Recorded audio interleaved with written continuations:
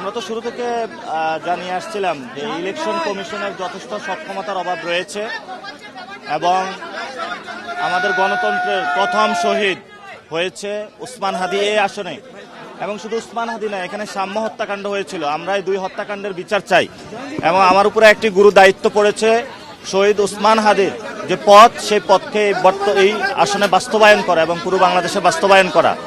তো আমাদের সামনে অনেক চ্যালেঞ্জ রয়েছে, কিন্তু আমাদের এই ইলেকশনটা বাস্তবায়ন করতে হবে। এটাও একটা বড় ধরনের চ্যালেঞ্জ, যাতে আমাদের ন্যাশনাল সভারেন্টিটা ঠিক থাকে। আর আমরা জোটের থেকে আমি প্রার্থী হয়েছি এখানে। আমরা দুর্নীতি এবং ভারতীয় আধিপত্যবাদ এবং আজাদি স্লোগান নিয়ে ইনশাল্লাহ মাঠে থাকব, যাতে আমরা বাংলাদেশের মধ্যে ঢাকা 8কে সবচেয়ে সেফেস্ট এবং সিকিউরড একটি প্লেস বানাতে পারি। সে যাত্রা আমাদের অব্যাহত থাকবে এবং ইনশাল্লাহ আমি এখানে আমরা জয়ের লক্ষ্যমাত্রা নিয়ে নেমেছি। আমরা আশা করি যে আমাদের যে অ্যালায়েন্স হয়েছে তারা সরকার গঠন করবে এবং আমরা বিভিন্ন যে ডেটা পাচ্ছি সেখানে এই সরকার ইনশাল্লাহ বাংলাদেশের মানুষকে নিরাপদে রাখবে, ভারতীয় আধিপত্যবাদ বাংলাদেশ থেকে বিদায় করবে এবং বাংলাদেশ থেকে দুর্নীতি বিদায় করে বাংলাদেশের অর্থনৈতিক কাঠামো বিন্যাস করে নতুন বাংলাদেশের স্বপ্নে এগিয়ে যাবে সবাই। আচ্ছা, আপনারা জোটের বিষয়ে একটু কথা বলি।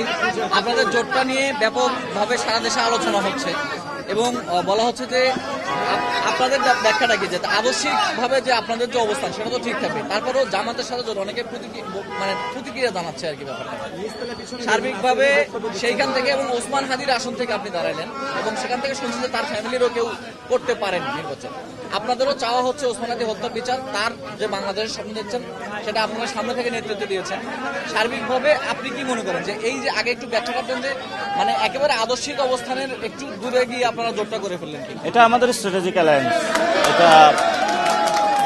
এটা স্ট্র্যাটেজিক অ্যালায়েন্স, এটা আদর্শিক জোট নয়। আমরা বলেছি কতগুলো বিষয়, অ্যান্টি কারাপশন, অ্যান্টি এক্সটোরশন এবং অ্যান্টি ইন্ডিয়ান যে ভারতীয় যে হেজিমনি রয়েছে সেটার বিরুদ্ধে দাঁড়িয়ে বাংলাদেশের সার্বভৌমত্বের জন্য আমাদের এই জোটটা হয়েছে।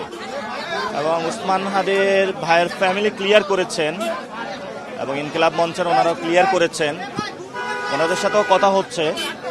তবে জোটের থেকে এনসিপি আমরা এই আসনটা নিয়েছি এবং শাপলাকলিতে আমরা এখানে ফাইট করব। জামায়াত ইসলামীও আমাদের সাথে থাকবে ইনশাল্লাহ।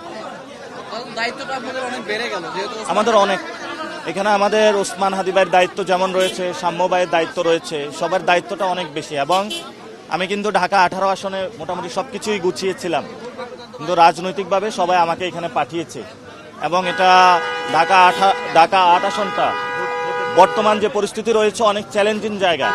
তো সবাই মনে করেছে আমি এটা হ্যান্ডেল করতে পারবো, এই জন্য সবাই আমাকে পাঠিয়েছে।